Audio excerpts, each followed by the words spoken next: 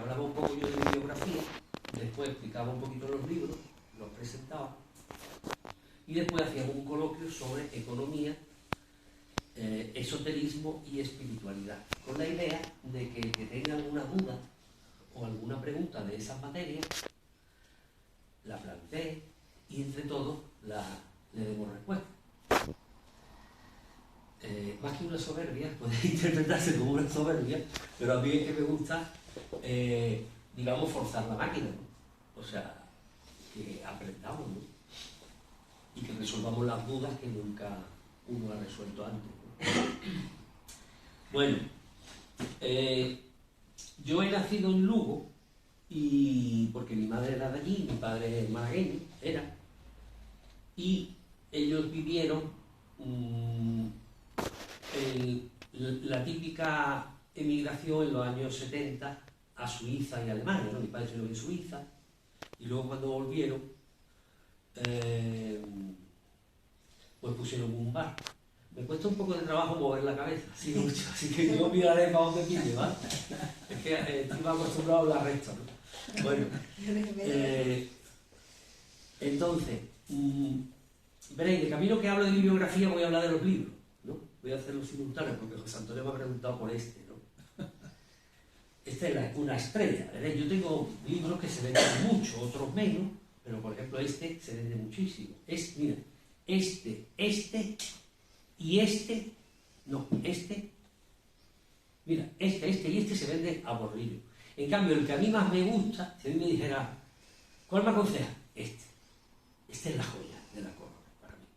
Ahora, este es un libro, veréis, mis libros no son unos libros comunes, mis libros son libros esotéricos, que están escritos, esto es como si fuera una carrera, y entonces se deberían de leer. Yo, el que me pregunta, ¿cómo los leo? Digo, léelos por orden, porque tienen un orden específico. Este libro es un estudio de la meditación. El que quiera empezar a meditar, o el que sea un experto y quiera profundizar más y quiera tener un conocimiento de la meditación a grosso modo en general, pues este libro es específico para eso, porque es un estudio de la meditación en todas las culturas y en todas las filosofías y religiones. Un estudio teórico y práctico. Tú aquí lees la teoría y la práctica. Por eso yo lo he pensado como un manual, por si algún día se pone la meditación de asignatura en el colegio, o en el instituto, o en la universidad. Entonces ahí tiene un manual, es como un libro de texto, teórico y práctico. El segundo libro, veréis, yo a los 20 años por ahí, pues conocí la meditación. Y entonces, estudiando y practicándola, porque tenéis que saber que el desarrollo espiritual, el camino espiritual, para que yo sé que todos los que estamos aquí nos gusta, se basa en 3 pilares, que a ser posible hay que hacerlo a diario. Uno es estudio, otro es meditación y otro es servicio a la humanidad, ¿no? Servicio. Entonces, el estudio se trata de que todos los días hay que estudiar algún libro sagrado, ¿no? Por ejemplo, estos libros también son sagrados, porque tratan de materias sagradas. Para mí el dinero es sagrado. Yo considero, veréis, por ejemplo, en el yoga, que este libro es una traducción de los Yoga Sutras de Patanjali. El yoga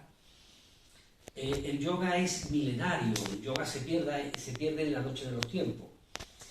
Y Patanjali era un sabio en la India que, como antes, o sea, como la enseñanza era de tradición oral, él quiso escribirlo para que en el futuro no se perdiera la esencia del yoga.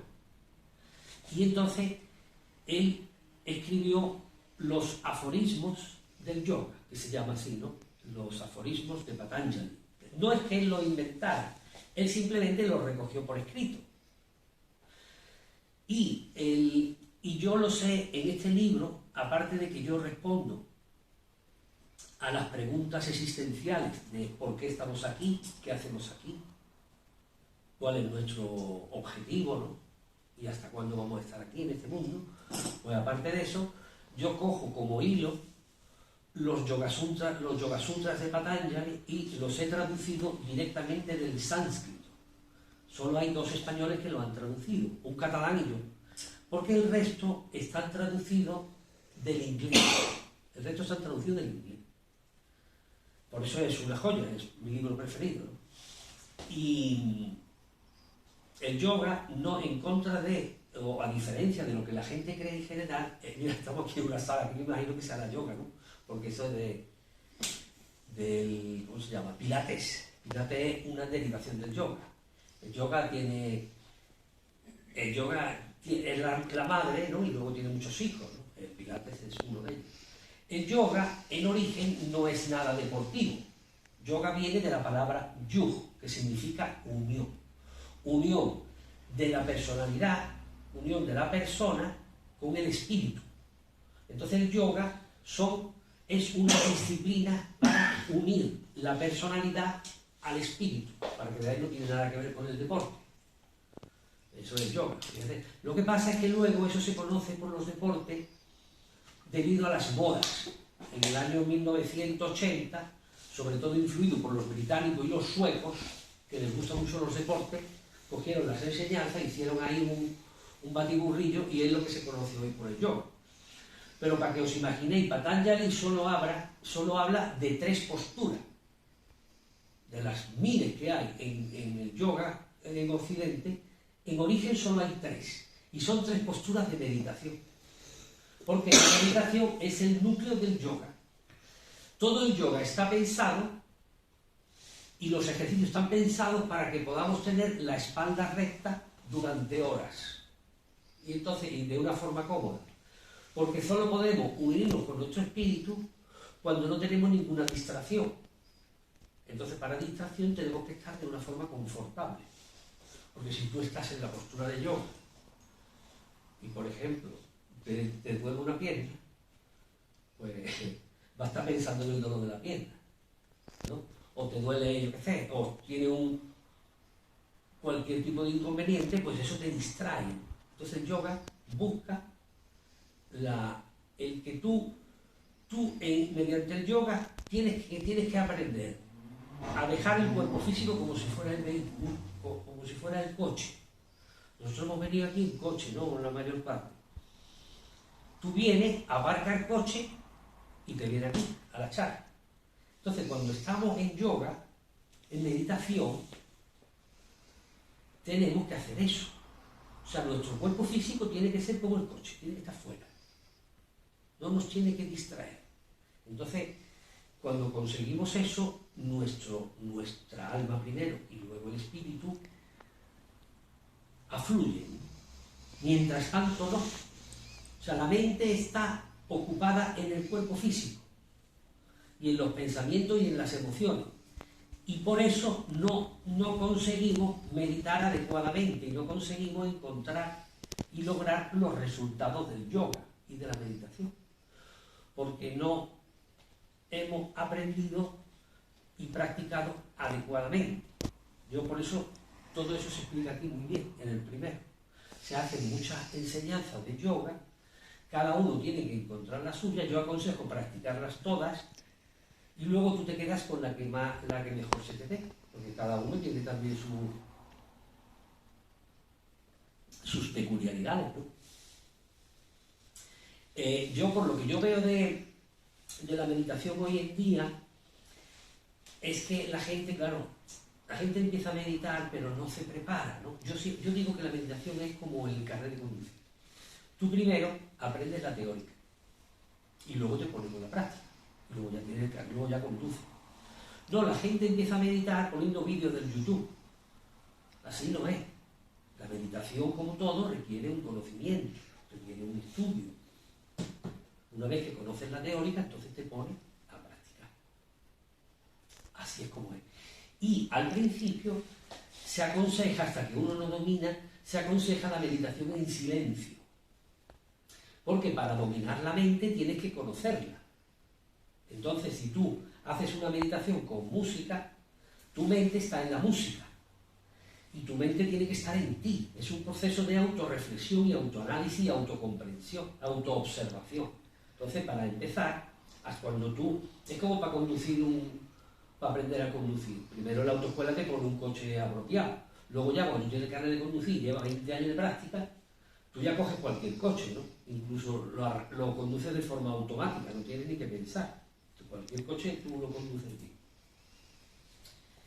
Bien, entonces, es conveniente empezar en silencio, porque así tú vas conociendo tu propia mente. Porque la mente tienes que conocerla para trascenderla. Es decir, todos tenemos pensamiento, y todos tenemos, porque veréis, se dice en el mundo esotérico que por cada ser encarnado hay 7 desencarnados. Entonces, ¿qué pasa? Que los desencarnados también hablan. Y hay veces que lo que escuchamos no sabemos de dónde viene, ¿no? Y quién lo dice. Entonces, la mejor forma de saber distinguir es conocer tu mente. Y la herramienta para conocer la mente es la meditación. Pero claro, la meditación en silencio. Repito, si pones música, no te escuchas a ti mismo. Es como esa costumbre que hay de que tú... Eso yo lo he escuchado muchísimas veces, ¿no? Y dice, yo es que no puedo estar en silencio. Yo llego a mi casa y pongo la radio. O pongo la televisión. Claro, tú haz lo que quieras. Pero si tú quieres avanzar en el camino espiritual, tú tienes que conocer tu mente. Tienes que escuchar tu voz. Para saber con el tiempo, cuando tú vayas avanzando y se despertarán y desarrollarán facultades, tú tienes que saber distinguir tus pensamientos de los pensamientos ajenos. Bueno, pues eso y otras muchísimas cosas enseña la meditación, ¿no? Entonces, como decía al principio, mis padres pusieron un bar y entonces yo desde que era chiquitillo, yo les ayudaba, ¿no? Aquí en Málaga, el bar está abierto todavía, ¿no? Está alquilado, ya mi padre falleció hace muchos años. Pero yo desde que era chiquitillo, pues yo le ayudaba. Entonces, claro, yo vine con 8 años y yo le decía a mi madre, decía, mamá, ¿yo qué hago? Y decía, tú coges el trapo y limpia donde llegue. Eso hoy en día es ilegal, porque ahora ha habido una modificación legal, bueno, hace unos años. Y un menor de 16 años no puede trabajar, incluso ni ayudar a los padres. O sea, ahora era más estricto, antes no. Antes era... Entonces, claro, mi padre puso el bar y yo le ayudaba, y un hermano, entonces lo trabajábamos en familia, mi padre, mi madre, mi hermano y yo. Claro, aquí triunfábamos, el bar, no veas, que yo era... Mi madre cocina muy bien, nosotros somos muy simpáticos, y mi padre lo vea, mi padre era una estrella, ¿no? Total, ahí el bar iba muy bien. Luego, como mi familia son todos comerciantes y abogados. Yo soy abogado también, lo que pasa es que ahora no ejerzo, ahora me dedico a la iluminación. A eso me dedico yo. Y entonces, como en mi familia había 2 o 3 ricos que se habían hecho ricos con las máquinas tragaperras, porque eso fue en los años... Cuando murió Franco, es cuando se autorizó el juego en España. Porque en la dictadura, lo primero que hace un dictador es controlar 3 actividades. El juego, la banca y otra más, los seguros, me parece. Juego, banca y seguro. Entonces, Franco, como todos los dictadores, eso lo tenía cogido. Cuando murió, se liberalizó. Entonces, claro, los que estaban en aquella época, al principio, eso se forraron todos. Entonces, claro, mi padre veía a 2 parientes, 2 tíos que estaban forrados y decía, pues yo también quiero, ¿no? Y entonces, total, empezamos con las máquinas recreativas. Y eso llevó una cosa. Yo en realidad, yo era el más chico de la casa y yo ayudaba, ¿no? Pero yo era por ayudar a la familia, ¿no? Pero claro, a mí se me dan bien los negocios y pues sí, pues yo me hice rico y millonario, ¿no?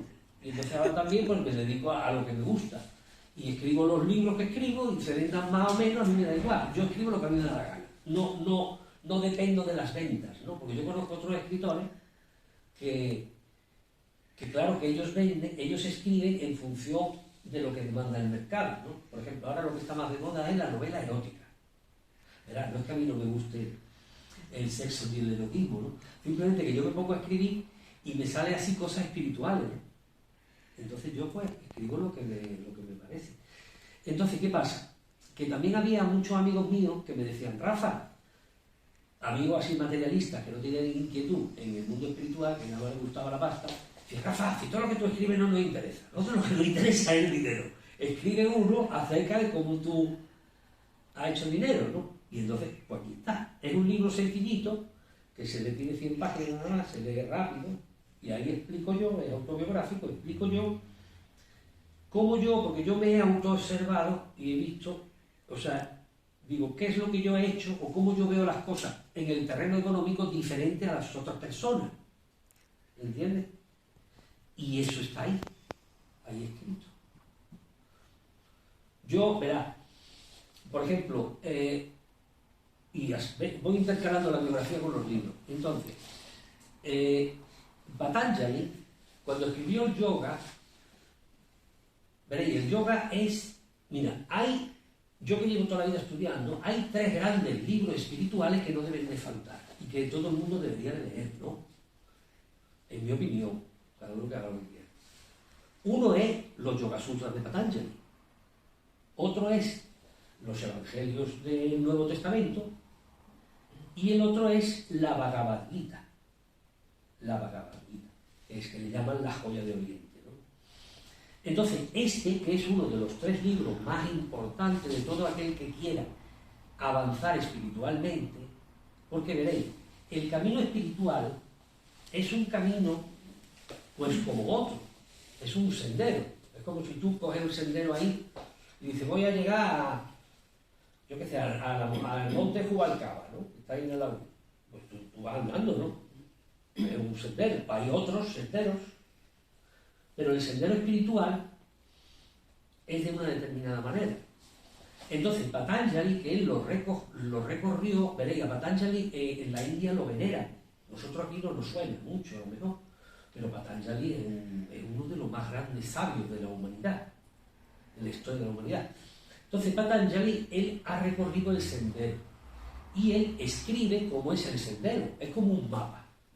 Es como si tú has ido a Fuengirola y tú dices, bueno, pues yo voy a escribir cómo se va a Fuengirola para que nunca haya ido. Si quiere seguir el mapa que yo le pongo, pues le resultará más fácil, ¿no? Entonces Patanjali escribe el mapa para que quiera recorrerlo, ¿no? O sea, los grandes sabios a lo largo de la historia lo que hacen es explicarnos a nosotros cómo es el sendero para que nuestro recorrido sea más fácil, cumpliendo el tercer pilar que yo os decía antes, que es el servicio a la humanidad. Repito, son 3. 1, estudiar hay que estudiar diario, aunque sea un rato. Meditar, por ejemplo, yo hablamos, si queréis otro día, hablamos de otro tema y de meditación, y os explico yo la meditación ocultista, que es la que yo hago ahora. La meditación ocultista con 10 minutos es suficiente, pero lo importante es hacerlo a diario. Entonces hay que estudiar, meditar y servicio, algo de servicio a diario, aunque sea, por ejemplo, darle los buenos días al vecino. O sea, no hace falta tampoco ser como la Madre Teresa de Calcuta, simplemente el que tú le des los buenos días al vecino, o llames por teléfono a un pariente que está enfermo o que hace mucho que no lo ve y sabes que necesita que lo llame a lo mejor, pues ya eso es como un servicio, ¿no? Luego tú puedes hacer más servicio, ¿no? Pero por lo menos un poquito a diario, ¿no? Entonces Patanjali, volviendo a lo que estaba diciendo antes, como el yoga tiene pocas palabras, para él darle un poco más de grosor y contenido a la enseñanza para el futuro, cogió contenido de otra escuela india antigua que se llama la escuela Sakya. Entonces, en la escuela Sakya es dualista. Dice que hay 2 cosas, ¿no?, diferentes: materia y espíritu, que son distintas y separadas, ¿no? Hay otras enseñanzas, por ejemplo, el Tantra. Para el Tantra no, para el Tantra es todo una unidad. El Tantra es la madre, el Tantra es más antiguo. El yoga es una rama del Tantra. Fijaos, como es tan amplio, hay puntos de diferencia, ¿no? Entonces, para mí, yo soy más tántrico, porque para mí todo es Dios. Por eso el dinero es bueno, Para mí el dinero es bueno. Para tú ser rico y millonario, lo primero que tienes que pensar es que el dinero es bueno. Pues si tú crees que el dinero es malo, psicológicamente lo vas a desechar. ¿Comprendes? Pues dice, el dinero es malo. Todo el que tiene dinero es un hijo puta, ¿no? ¿Cuántas veces hemos pensado eso? Tú ves uno ahí con un BMW, un último modelo, y dice, no, el cabrón ese. Hay una connotación negativa, ¿no? Acerca del Dios, no, para mí el dinero es maravilloso. Porque si no tuviéramos dinero, no podríamos estar aquí, ¿no? Por ejemplo, tendríamos que estar haciendo lo que fuera, otra cosa, ¿no? Entonces,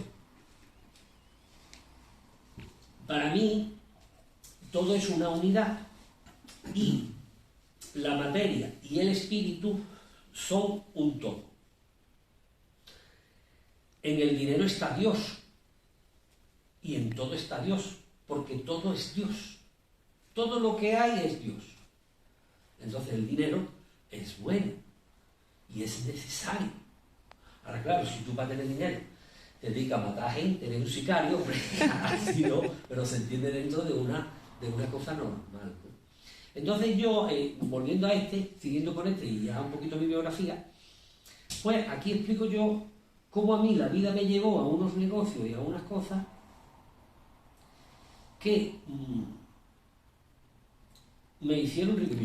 Para mí ser rico es vivir como quieras. ¿Tienes ganas de venir esta tarde aquí? Bien. Tú mañana tienes ganas de ir a la playa, te vas a la playa. Tú tienes ganas de... Pues vives como quieres. Eso es para mí ser rico, ¿no? Y ser millonario es tener 1 millón. Aunque tenga 1 millón ya eres millonario. Resumidamente, ¿no? Bueno. Después, algunos negocios los tenía con la familia y tenía varios negocios. Total, que en la crisis del año 2008, no, la de después, hace 10 años, la de 2013-14, pues había una serie de cosas y yo dije, sí, pues, a escribir, que es lo mío, ¿no? Y entonces yo dejé totalmente esas actividades y me dediqué a escribir. Bueno, tengo mis cosas, pero ya cuando estoy centrado en esto, ¿no? Y a eso me dedico ahora. Bueno, yo siempre, he estudiado Derecho, he ejercido también, además de empresario, luego lo dejé también. Siempre he estado rodeado de lo esotérico, siempre. Ya desde niño, yo me acuerdo que estaba en el bar, coño, que me venían a mí los medios del barrio, allí todo el mundo a hablar conmigo y a preguntarme y a hablar conmigo y vente a esto y a lo otro. Siempre he estado rodeado de medios, ¿no? De muchos tipos, ¿no? Luego estuve yendo 5 años todos los viernes a una sesión de espiritismo, que no veas tú, aquello era de película, ¿sabes? Aquello cada viernes era de película. Había veces, la hacíamos en casas distintas, algunas veces la hacíamos en mi casa. Y una vez había más de 50 personas. Aquello era un espectáculo, ¿verdad? Aquello era impresionante. Aquello era que se ponía... Yo no sé si conoceréis eso. Bueno, si estáis aquí conoceréis, ¿no? Un poco el espiritismo, ¿no? El espiritismo, en resumen, es la relación, estudia la relación entre vivo y muerto. El contacto entre vivo y muerto. Bueno, pues aquello era espectacular porque aquello veréis. La mediunidad tiene diferentes grados y hay diferentes tipos de mediunidad, ¿no? Por ejemplo, está el medium clarividente, el clariaudiente, el que escucha, el que es sensitivo, el que no ve pero lo siente, el medium que escribe, ¿no? El escribiente, no se llama, bueno, escritura automática se llama. Y luego el que tiene ya todas las facultades es el que se llama el medium parlante, que es el que aparta un poco del cuerpo etérico y ese espacio lo ocupa un espíritu, lo que le llamamos un espíritu. Entonces ese espíritu se mete dentro del medium, aprovechando esa parte del cuerpo etérico, y usa el cuerpo físico y las facultades, por ejemplo, poder hablar, y habla a través de ese medium. Entonces es el medium, digamos, principal, porque esa facultad incluye todas las demás.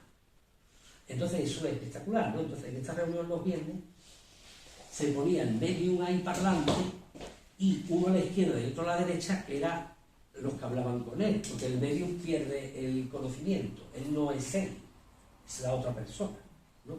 Él es como si no estuviera. Entonces los dos de al lado tienen que hablar con él y hacerle el tema, ¿no? Entonces ahí empecé yo, ¿no? Eso fue el espiritismo. Luego entré en contacto con la metafísica, sobre todo la metafísica de Elizabeth Clares Prophet y Rubén Cedeño. No sé si lo conocéis. Entonces la metafísica es una escuela que es una escuela, ¿no? Entonces allí se estudia y se aprende esoterismo y espiritualidad. Y tiene muchos seguidores, sobre todo en Hispanoamérica. Veréis, España está un poco tardía en el desarrollo espiritual por el franquismo. Tener en cuenta que, pero no porque fuera Franco, sino cualquier dictador, ¿no? Franco se unió con la Iglesia Católica, y entonces, claro, como la Iglesia Católica tenía tanto poder, pues entonces todo lo que no fuera Iglesia Católica, la Iglesia Católica lo perseguía, y claro, la policía, digamos, y la Guardia Civil, y el Ejército y el Estado español estaba unido a la Iglesia y perseguía todo. Por ejemplo, en los tiempos de Franco, pues yo he formado parte yo he sido miembro de la Teosofía, y por ejemplo la Teosofía estaba perseguida con Franco. Franco perseguía a la Teosofía, a la Escuela Arcana, a otras escuelas que yo estudiaba. Por ejemplo, la Rosacruz también la perseguía, de hecho no había. La Rosacruz, eso que él decía, ¿cómo se llama? Esa escuela, otra escuela que hay, que él perseguía, que él decía que era una conspiración judeo-masónica. La masonería. Pues entonces estaba perseguido. Entonces eso ha supuesto que España, dentro del desarrollo espiritual, por ejemplo, Argentina.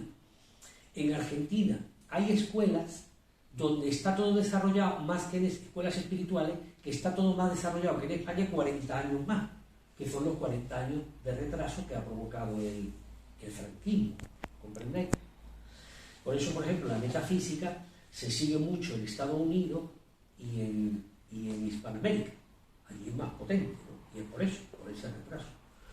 Después del espiritismo fui a la metafísica, después lo que decía la Rosacruz, una enseñanza te llevaba a otra, porque tú cuando estudias mucho algo y practicas, con el tiempo te vas dando cuenta de que tiene carencias, hay como espacios, ¿no? que le falta, y eso te lleva a la disciplina siguiente. Y entonces así es como una escalera, ¿no? Tú vas subiendo, y ahora pues estoy en la Escuela Arcana, después de la Teosofía.